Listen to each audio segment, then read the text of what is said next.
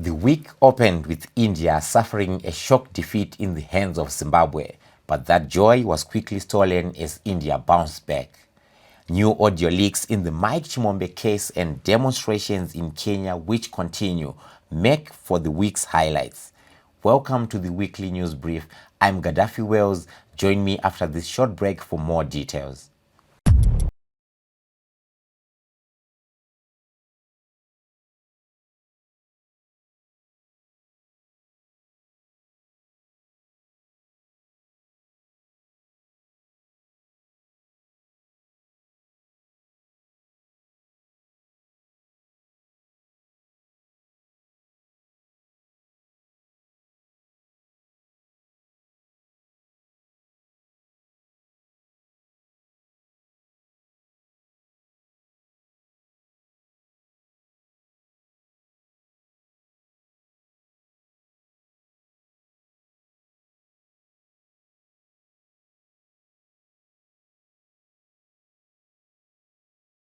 Welcome back to the weekly news brief. Here's the news in greater detail. Political opponents and critics believe President Emmerson Mnangagwa has no intention of stepping down from power at the end of his presidential term, but instead he will continue to explore ways to add for himself a ninth life like a proverbial cat. MDCT leader Douglas Monzora believes Mnangagwa made no commitment to step down as president, but only as leader of his party, and he would want to extend his term even beyond the constitutionally permissible 2 terms. Chengeto Chidi gives us the full story. Political gamesmanship, dribbling opponents, and setting agendas ahead of elections that are over 3 years away appears to be at the crux of power struggles in Zimbabwe. The towering figure at the center of this soap opera is President Emmerson Mnangagwa, who last week dropped the gauntlet when he announced he will hang his boots at the end of his presidential term and would not seek any extension. My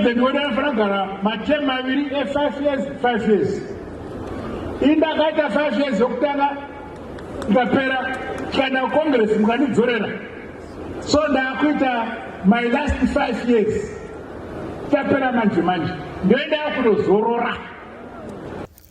However, his opponents and critics believe the announcement is not sincere, but instead, Mnangagwa will continue to explore ways to add for himself a ninth life like a proverbial cat. MDCT leader Douglas Monzora unmasked this plan during an X-Space by our sister publication Newsday. Zimbabwean president. That's not what President Mnangagwa said. President Mnangagwa said he will not stand again for the 3rd time as ZANU-PF president.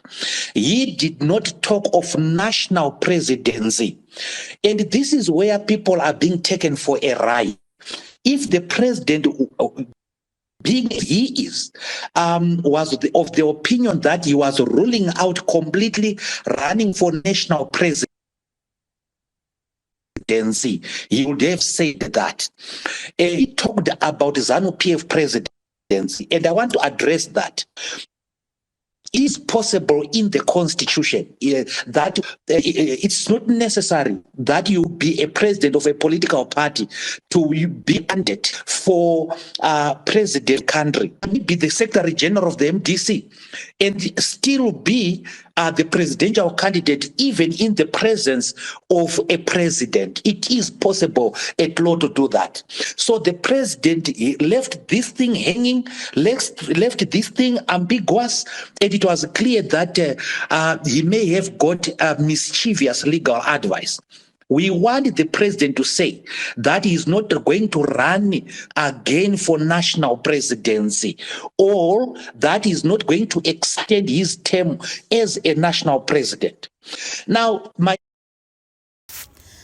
This was backed by former Foreign Affairs Minister and ZANU-PF bigwig Walter Muzembe, who was forced into exile after the 2017 military coup that deposed the former late President Robert Mugabe.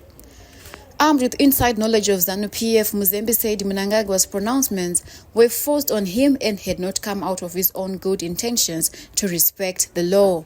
President Mnangagwa has cleverly punctured the ball So we are playing a deflated ball now, all of us. Because he has basically taken the steam out of the debate by announcing that he will abide by the constitution and depart the stage by 2028. However, the politics is speaking to a different ball game. Two fundamental questions arise whenever an extension is sought, whether legal or illegal, and in this case, unconstitutional. You either have been playing the game very, very well to the enjoyment and satisfaction of your audience, which then demands an anchor that they want some more of you. Or secondly, you are, as in the game of football, in a deadlock, and then extra time determines the end result. The questions to ask are we enjoying and satisfied with the incumbent's tenure to the extent that we seek to extend his term? And secondly, does he have unfinished business beyond 2028, meriting an extension, or shall he have it then?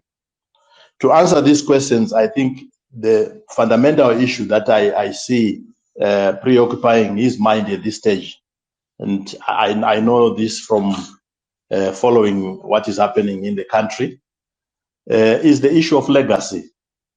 7 years down the line, we need to compute what perhaps his legacy has been.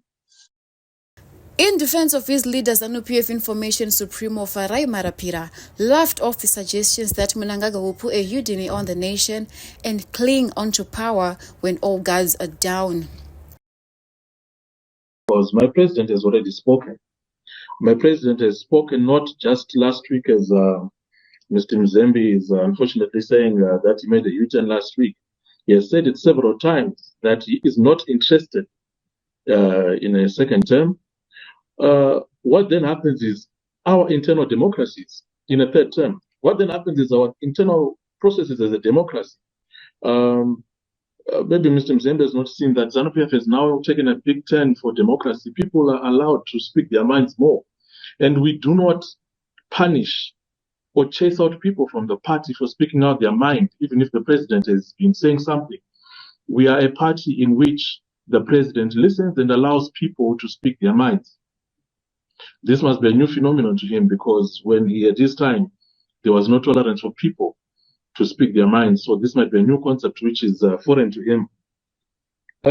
As to the issue of people,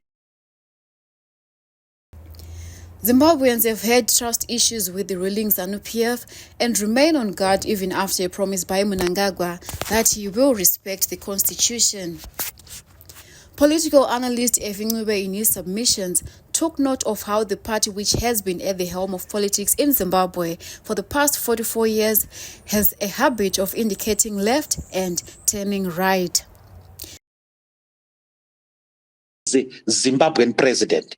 That's not what President Mnangagwa said.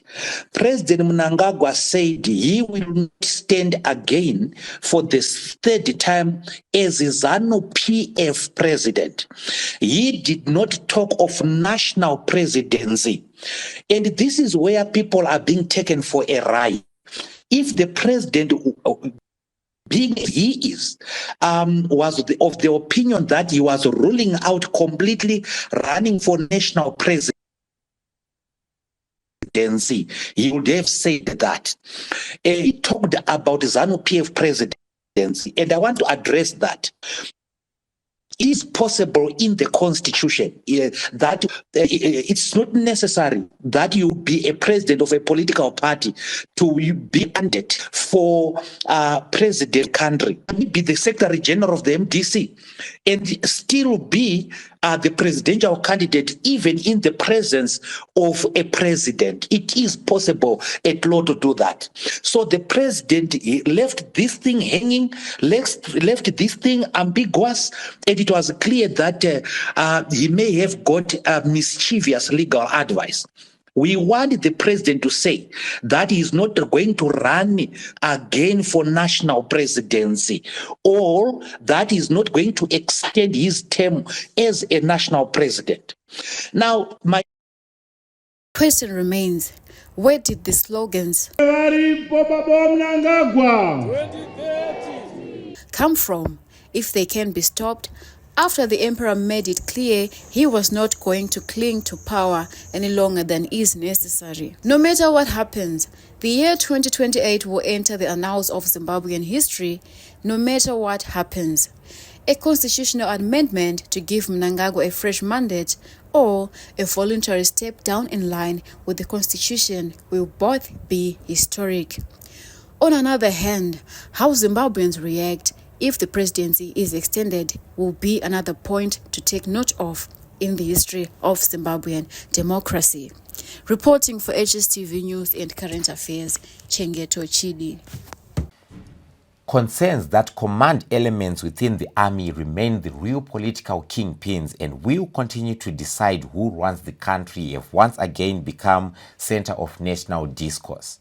Former spokesperson of Joyce Mujuru's National Patriotic Front, Julius Mawarire, called on all political players to sit down with the army and have inclusive talks which will allow the nation to move on.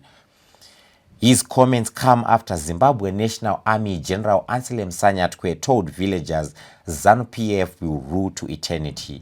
Wongai Kawa gives us the story. From General Solomon Mujuru, Vitalis Sinavashe, Constantino Chiwenga, and now General Anselm Sanyatwe, the army's role as the chief guarantors of ZANU-PF's stay at the helm of state power in Zimbabwe appears to remain solid. Political opponents have called on the army to stay away from politics in line with constitutional requirements, but these calls seem to be ignored as the army takes its seat at the head of the table. President Emmerson Mnangagwa himself admitted to this by a short-lived appointment of the Commander Defense Forces, Philip Valerio Sibanda, as an ex-official member of his ZANU-PF Politburo.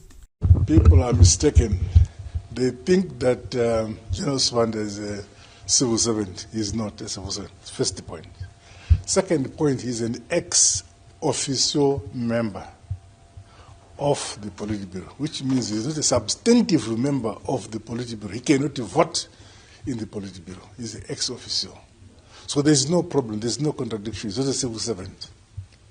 And I, as president, can appoint anybody as ex-official member, which means by virtue of a certain particular position, you can be allowed to sit in our substantive body of the Politburo. Former NPF spokesperson Julius Mawarire says this trend is likely to continue unless all political players go on the table and have talks with the army instead of trying to dribble them out of power. Mawarire was speaking to Blessed Muhlanga on Situation Right Now, which airs Saturday at 2 p.m. We are saying if we have political soldiers, if we have military people who are by definition politicians, we have to sit down with them and say, this is the country that we want to build. We want to build a society, a multi-party democratic society. And this is how we envisage you to contribute to the new nation. But the concerns arose immediately after Sanyatwe told villagers that ZANU-PF will remain in power till eternity, and even if it means disregarding the people's wishes. The army commander said even command voting would be introduced to make this work.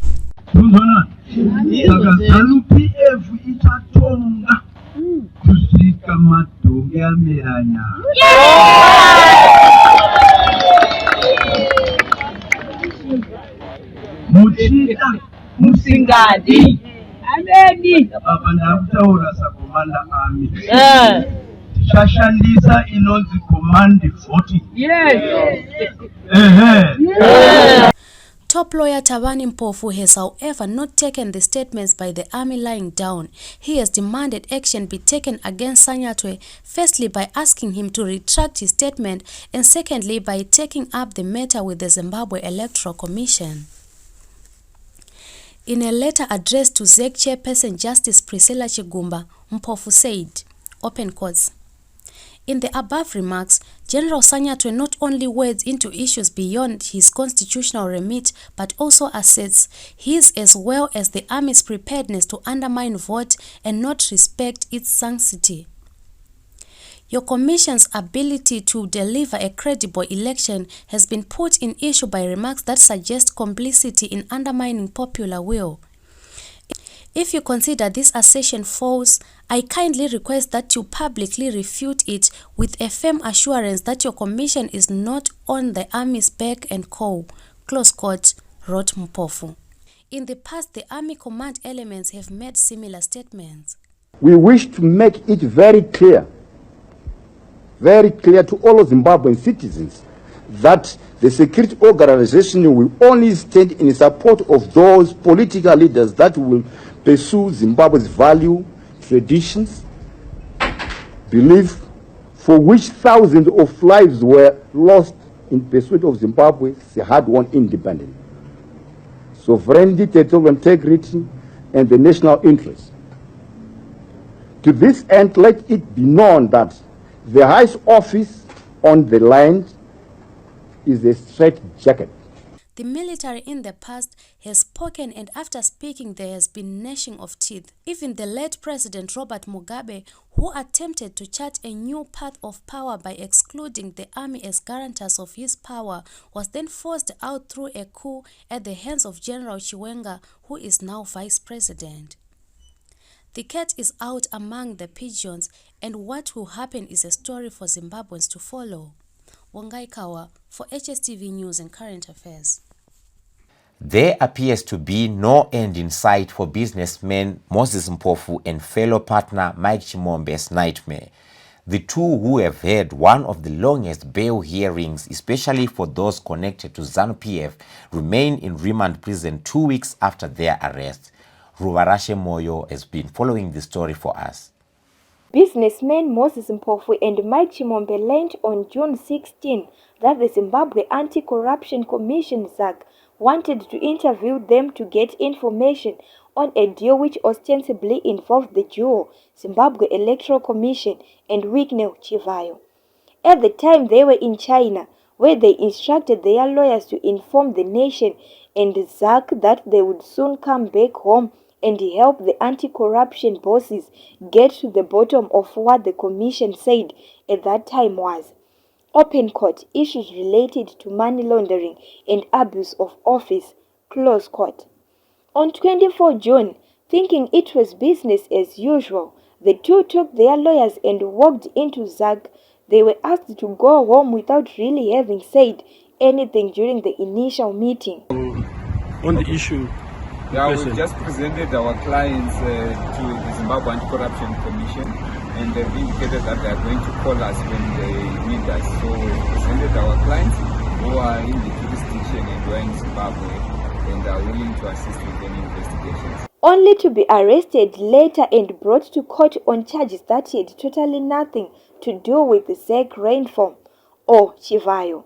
They were charged with a $7 million United States presidential gold scheme fraud of 2021. The two had not paid attention to ZAC chairperson Michael Reza's warning a few days before they headed back to Zimbabwe. Their connections and proximity to power, where Chimombe is a ZANU-PF Central Committee member, was not going to save them. So that we have certain documents which we will present to them. I hope I am not prejudicing investigations, but I want Zimbabwe to know that we have not been sitting on this. We have collected certain information. We have collected certain facts. And when that information comes on the Form 242, which if everything goes according to plan, we used to go to court, you will see detailed information with the facts, figures, and numbers. You will see those things. In designer suits and wearing smiles, they walked into court with the hope that by afternoon they would be having coffee and stitching new deals in the comfort of their homes. Instead, they walked out only to retain in designer khaki outfit, as this marked the beginning of a 3-week-long nightmare in Zimbabwe's crowded and smelly remand prisons. Magistrate Marewana Zogofa has taken her time dealing with their bail application, which ruling will now only be delivered on July 16. Lawyers representing the two said they are waiting for the state to file its closing submission in the bail hearing before their response, so the court can deliver its ruling by Tuesday. Our bail application, so what's now left is for the state to file its submissions by Thursday, and then we file our submissions by Friday, and the court has indicated that it will make its determination next week on Tuesday. Lawyer and politician Jacqueline Sande, speaking on Free Talk, said it was worrying that as ZAC fought corruption, it was arresting the wrong people and leaving the instigators of corruption outside its grip. I think the events which have been unfolding the past weeks are worrisome. To start with the Chimombe Chivayo saga and the arrest of Chimombe and his co-accused, you find that these gentlemen are being arrested and arraigned before the whole country to see and being exposed for corruption. But the critical questions we should be asked is, who awarded these men? Who awarded Mike Chimombe this tender? How were they paid this amount? Who approved these payments? And what was it said to be for? This is only a tip of the iceberg. The two have lived flamboyant lives, working their way into all-white parties, inviting top celebrities such as Davido, Floyd Mayweather, among others, as they enjoyed life. Chimombe built a mansion for himself and bought luxurious vehicles. Now they languish in remand at the mercy of the state's heavy hand. Reporting for HSTV News and Current Affairs, Ruvarashe Moyo, Harare, Zimbabwe. Staying with the courts, the fate of Triple C leader Jameson Timber and 77 others arrested on the 16th of June 2024 in Avondale is yet to be decided at the High Court. The continued detention of the Triple C supporters is widely seen as a clampdown on dissenting voices in the opposition. Nomo Mavurawa gives us the full story. There is no joy in sight for Triple C leader Jameson Timber and 77 others, whose battle for freedom continues to be stalled by lengthy legal processes and delays by the state to file its papers. The accused persons had hoped for a ruling on their bail appeal at the High Court by Justice Chipo Ani Lucy Mungwari Tuesday, but the matter was postponed to July 16. Justice Mungwari, in postponing the matter, said the state needed to submit their responses so that the court can go through them in order to give a ruling. The lawyer representing the accused persons gave an update. Today, the state requested or made an application for a postponement of the appeal hearing on the grounds that they require to do two things. Number one, they require to consolidate another bail appeal, which was set to come into court tomorrow, and this particular bail appeal will come and appeared for today. And also number two, they require to file their response, which they have undertaken before the court to do by tomorrow 11 a.m. So we conceded to the said application, seeing as though we had not received any response from the state after serving the appeal. Harare Magistrate Ruthi Moyo denied the accused persons bail on grounds that their release will undermine the rule of law and jeopardize the safety of the people and confidence in the therapy. Only 3 accused persons were released on a 100 United States dollar bail. Timber and 77 others were arrested on 17 June, facing allegations of participating in an unsanctioned gathering with the intent of breaching peace. Reporting for HSTV News and Current Affairs, Nomo Maurawa, High Court. Zimbabwe Anti-Corruption Commission boss Michael Reza is unhappy with the corruption index ranking, in which our country is ranked 149 out of 180. He said the index undermined African countries and should be revised, especially because most of those who are corrupt hide ill-gotten wealth, mostly in European nations. The common view is that Africa has a corruption problem, as evidenced by the latest Corruption Perception Index reported by Transparency International rankings, where most African countries performed poorly. Zimbabwe was ranked number 149 corrupt nation out of 180 countries. We reject this view and believe that the index is designed to perpetuate a global political order that undermines African countries. It is common knowledge that corrupt individuals in Africa do not hide the proceeds of corruption in their own countries. Instead, proceeds of corruption are hidden in these same countries that shape the global perception on corruption, yet they frustrate investigation efforts by delaying mutual legal assistance on extraterritorial investigations. Government is confident that there will be an economic rebound as the country recovers from the El Nino-induced drought. Speaking during a post-cabinet press briefing, Finance Minister Mthuli Ncube promised better tidings for suffering Zimbabweans. Thank you, Chair. Colleagues, as you know, government has a very robust program in terms of the drought release response and covering both rural and urban affected families. Our approach has been to use both the commodities approach, giving out commodity in the form of grain, but also cash transfers. Now, obviously, our preference has been mainly, giving out food. Then we know that people are going to eat it. Usually with cash, cash is fungible. It could be used in ways that then won't support the vulnerable families. But we're doing both in both urban and rural areas. So in the urban areas, we are going to be implementing a cash transfer program, already doing that, and we believe that we really got adequate resources. Well, we never have adequate resources, but with substantial resources that we've deployed. There are two streams of resources as government that are under control. One is resources coming out directly from the budget allocation from budget for this year, 2024. But also recently we got a payment equivalent to $32 million from insurance that we took, sovereign insurance that we took as government, and that will also supplant the resources that we deployed towards both grain and cash distributions.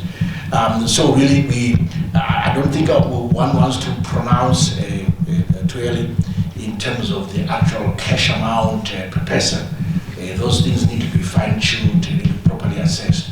But I can assure you that the amount will be something that would cause some relief to those who are affected. So that's what I can say for now. And going forward, we want to expand the insurance program further. Currently, we are only covering 27 districts. The next time around, we want to cover all districts, a good part of the district, it's 90%. So we'll be doubling our insurance, but also increasing the allocated amount within the budget to deal with that vulnerability. But let me stop here. In our weekly feature, ZANU-PF supporters in Uzumba Maramba Pfungwe feel that the government and ruling party has neglected them. The villagers have to walk long distances to and from clinics and school owing to poor roads. Miriam Mangwaya was in UMP district and filed this story. In Harare, President Emmerson Mnangagwa is rolling out a massive black carpet for heads of state and visitors who will be part of the SADC summit this August. Roads leading to and from the new parliament have been dug out and replaced with new dual lanes. Streetlights will be installed while high-cost presidential villas are being constructed by 500 expatriates from Sweden. In sharp contrast, those in the rural majority who trust in President Mnangagwa's leadership are dying owing to a poor road network. They feel neglected and punished 44 years after independence. Matambudziko atinosangana nawo ndekuti rodhi yedu haina kuita zvakanaka, saka motokari kufamba kwadzo kuri kunetsa, nemabhiriji yaSai road bridge iri padhuze dhuze rikukonzeresa tsaona dzakawanda pabhiriji papa. Vanopromisa kuti rodhi ichagadzirwa. Tinozondonzi kuno musangano todresiwa musanga totonzi rodhi yenyu ichagadziwa mai manje. Saka zvinenge tofunga zvinenge zvabva kuwakuru. Wakuruwo wachizotitulira wesisu wana. Kuti varwadziwa vari pachipatara apa vada kutransferwa zvemimba ichirwadza. Vanogona kusunungukira murodhi. Pafuti pane 7 km kuti vasvike kusowa 10 ofu kuti vawane transport. Transport ndiyo iri kushungurudza vabereki. The cries of these women have gone unheard. Their plight is a stark reminder of the neglect and abandonment they face in this forgotten corner of Zimbabwe. Rodhi yedu ikashata, ino makoronga, haina kana tara. Transport hungu kufamba dzinofamba asi dzinodambudziko rokuti kana riri zhizha kudai wana vanotoita basa rokupfuchira migero inenge yazara nemvura. Kufamba kwadzo chaiko chaiko kunotonetsa semota dzakaita semaambulensi yanogona kuzofamba zvisiri zvaanofanira kuti afambe achifambisa varwere vachienda kuchipatara. Ngavatigadzirirwo rodhi vatisiro tara murodhi. Kwatanga 2018 techingoti ma-MP edu ndiye anogadzisa rodhi kubvira pachina mebho kaundikisa achiri MP 2015 futi kudhara umashuro ndo paikatanga kugadzira rodhi nanhasi. Government has taken 6 years to tar only 600 meters of the 50-kilometer dusty stretch along the Murewa Madichecha Road in Uzumba Maramba Pfungwe district amid reports of looting of road construction funds. Waiti pari zvine chagadzirwa. Saka tikandoona ikandogredhiwa kudai so. Saka kuti tara yacho tizive kuti ichasvikawo kunoku rini hapana zvatiri kumboziva. Locals, however, say the 600-meter stretch has done little to alleviate the long-standing transport challenges plaguing the district. The bulk of the road, stretching over 50 kilometers from the Maguranga area in Maramba to Dewe in Pfungwe, is riddled with potholes and damaged bridges. Wadziwa vari pachipatara apa vada kutransferwa zvemimba ichirwadza. Vanogona kusunungukira murodhi. Pafuti pane 7 km kuti vasvike kusowa 10 ofu kuti vawane transport. Transport ndiyo iri kushungurudza vabereki. UMP is regarded as one of ZANU-PF's strongholds in the country. According to villagers, politicians often abandon the project once the elections are over in a never-ending cycle of false starts and unfulfilled promises. Tiri kutiwo watigadzirisire rodhi yedu ngowatigadzirisire baba wedu tifambo mutserendende matransport yedu yawande. Ando zvatinotokurudzira chete kuna MP wedu kuti vatigadzirewo rodhi yedu ifambe zvakanaka. Forced to adapt to the treacherous road conditions, villagers have turned to motorbikes as their primary mode of transport. Reporting for HSTV News, Miriam Mangwaya in Young people are turning to a life of drugs and substance abuse because they have no jobs and their future is bleak. This was revealed in a study by a non-governmental organization. Tanisha Gawa gives us the full story. Many youths have been forced into drug abuse as a way of coping with the harsh realities of life. In a country, opportunities are almost non-existent. Research conducted in Hopley showed the prevalence of drug use, the most common being marijuana, cocaine, mbanje, tumbwa was among this group of people. The prevalence of drug and substance abuse. The teenagers and young adults in Hopley, aged 14 and 25 years, including school children, has been identified as the most vulnerable section of the population, especially those from poor and unstable backgrounds. In an effort to fight the scourge, Action Aid has put in place a blueprint which will see the NGO establishing a rehabilitation center in Hopley so that they rescue those who have fallen in the trap of drugs. Womberai Ishenende, councillor for Glenora Ward 27, in appreciation, shared his insights. Looking at drug and substance abuse through a research which was done in Hopley area in Harare, that is Harare South. So this intervention sought to address the issue of drug and substance abuse, which has also been espoused in the national agenda to deal with drug and substance abuse. But young people made serious recommendations around the issues to do with their livelihoods, serious recommendations to do with rehabilitation, serious recommendations to do with having recreational facilities. government has stepped up its reaction to drug abuse as it remains concerned with the rampant use of drug and substances that has brought a toll on the nation's human capital, increased crime, and become a burden on health care systems. Harare Minister of State Charles Tavengwa laid out government's plans. Prevention. Implementing evidence-based prevention programs targeting youth, adolescents, vulnerable populations, and communities at high risk. Treatment. Expanding access to comprehensive treatment services, including detoxification, rehabilitation, and psychosocial support. The National Drug and Substance Abuse Plan 2024 to 2030, which seeks to rescue young people from condemning themselves into a point of no return, has the support of the World Health Organization and upper levels of government. Reporting for HSTV, Tanisha Gawa.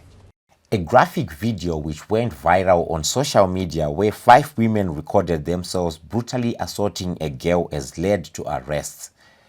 The Zimbabwe Republic Police moved swiftly to arrest the 5 women from Rwedza for assault. In a statement, National Police spokesperson Commissioner Paul Nyati confirmed the arrest and said investigations are underway. Open courts. The Zimbabwe Republic Police confirms the arrest of Wimbai Mike, 19, Rudo Manjere, 17, Lily Rose Munyoro, 16, Lillian Chido Munyoro, 17, and Sandra Vumbunu, 17, on the 10th of July 2024 in connection with the case of aggravated indecent assault which occurred in Mupuri village, Rwedza, on the 4th of July 2024, close quote. We are unable to show the video because it carries disturbing images. Let me hand you over to Tinashe Matambo, who will give us sports news.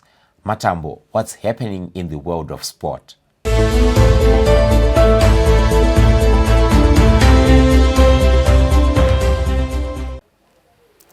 Thank you, Gada Fuels. Bringing you sports update as usual, I'm Tinashe Matambo. As the Kasolaga Premier Soccer League marks its return after mid-season break, Dynamo's gaffer Genesis Mangombe remains unfazed by player strike and is adamant his team will collect maximum points in their blockbuster clash against Highlanders at Rufaro Stadium on Sunday. Dynamo's Sakembe was this week thrown into disarray after players refused to train, demanding the club settles their outstanding winning bonuses and signing on fees. However, the situation seemed to have gone back to normal following interventions by the club board that had partly settled the outstanding salaries. To win versus Highlanders at Baba Fields. So this time around we are playing home in Faro, and is our best hunting ground. So we want to try and make sure that we maximize, we win this game. Second half is always tricky. If you miss a game, you lose points. Then it's also difficult for you to be in the winning team.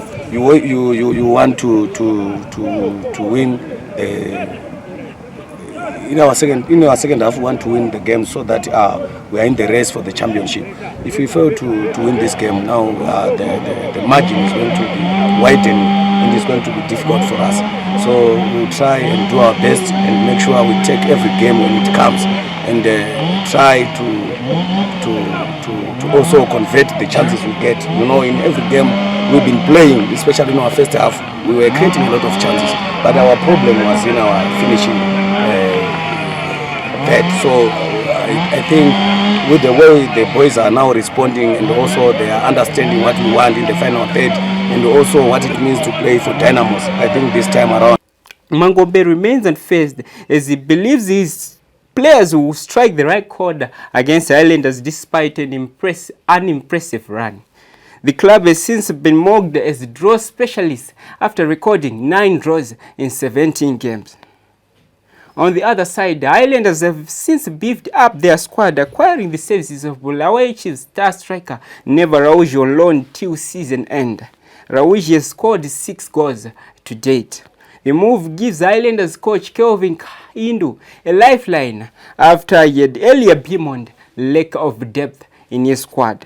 Here are Saturday fixtures. Impressive new boys Bikita Minerals host Rangers College. Defending champions Gezi Platinum Stars are at home to Arena Movers. Jairo Stapera's Manika Diamonds make their trip to face Simba Bora at Wadzanai Stadium, while Blaue Chiefs welcome a crippled Greenfield after massive play exodus. Wage travel to face Yada FC. On Sunday, another big clash is expected to explode at Luveve Stadium, where Chicken will exchange fists with the Chemberezalods of Cape United. The Gamecocks seek to capitalize on a player rebellion in Cape United's camp after players early this week refused to train over unpaid salaries. Indisciplined Chego to Pirates was high-flying FC Platinum. ZPC Kariba are away to T1 FC. Zifa is hunting for a qualified, dynamic and qualified coach to lead the mighty Warriors. Application deadline is on 17 July.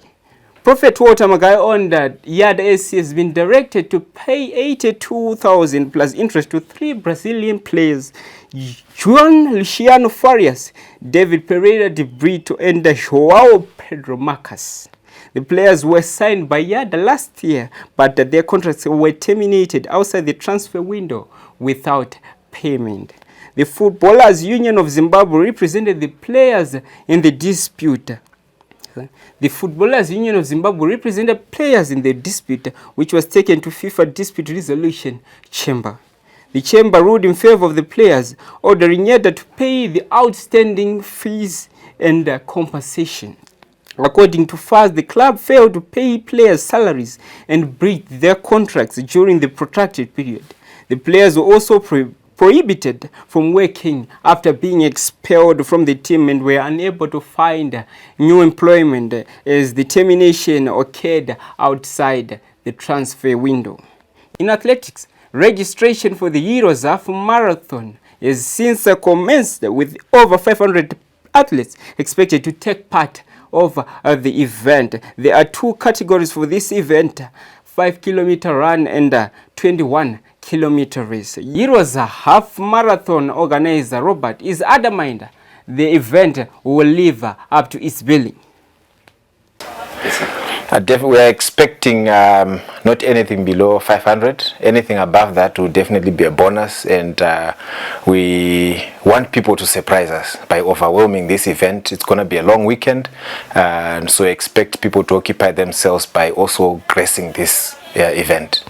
In cricket, Zimbabwe senior men's cricket team, the Chevrons, seek to revive their fractured fortune this weekend after suffering a 23-run defeat to India in their T20 game on Wednesday.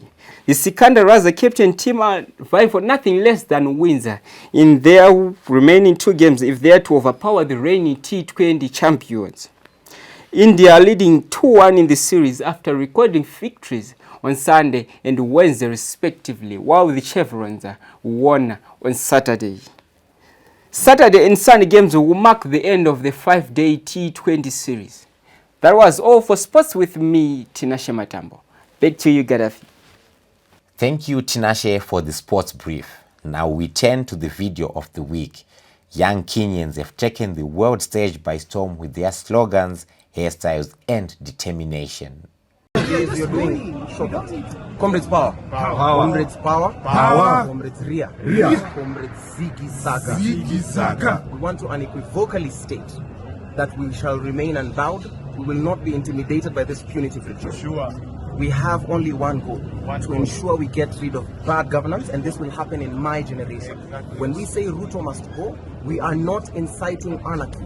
We are calling all the people with oppressive or dictatorship tendencies to book. And we say that no matter what it takes, we will fix this nation. Comrades power. Comrades Ria.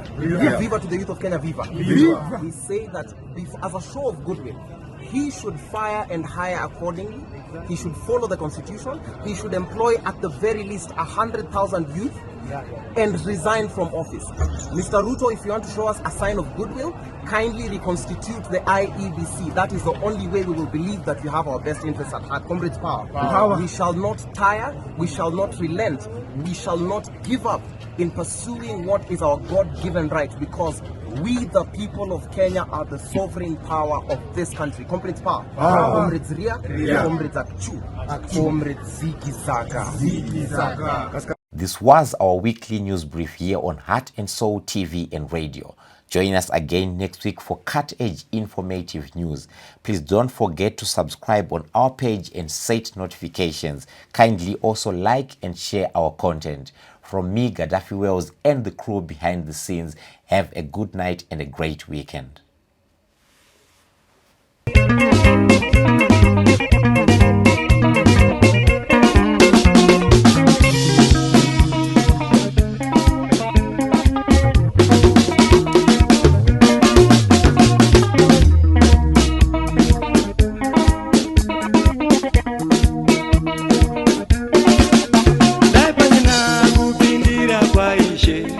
Kana dzimba dzedu dzingadai dziri dzavo, mawanzira wanoita dzimba dzavo, wanoda kuti isu vamwe tigare mumiti dzimba 10.